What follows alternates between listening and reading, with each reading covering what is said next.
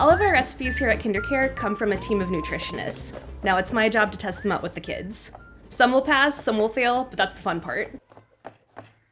Today we're going to be testing out 3 recipes. The first one is Mediterranean quinoa salad. Has quinoa, bell peppers, red onion, tomatoes, black olives, which we'll see how the kids go for that one. Might be hit, might be miss, we'll see. Second one is a tuna pasta salad. Tuna, bell peppers, diced tomatoes, whole grain pasta, and Italian vinaigrette all mixed together. Good for a picnic. Oh yeah, I'd have a bowl of that. And the last one is called cowboy caviar. It has black beans, tomatoes, corn, cilantro, and it has a cumin dressing on it. So very Tex-Mex vibes. I feel like cooking is like an extension of my soul, if you will. As corny as that sounds, really putting yourself into your food is very important. Having that exposure early on makes it more exciting, I feel. I actually started cooking when I was 5.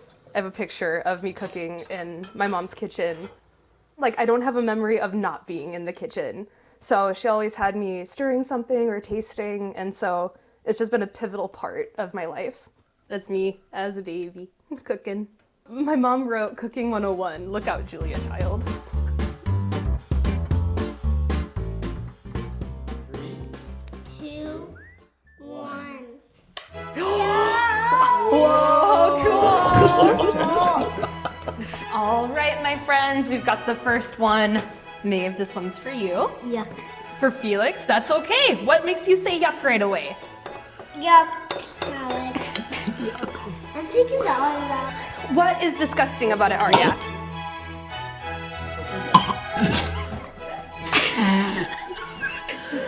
That's okay. You know what? That is so okay, my friends. This is why we're testing this out.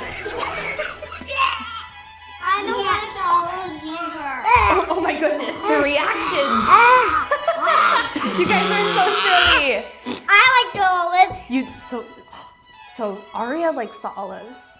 I want you guys to try just a little piece of the white pieces. Just a teeny tiny. See if you can find one. Let's try that just by itself. I like it. Felix likes the feta.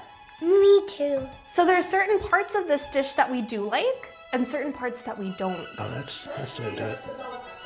Mm-hmm.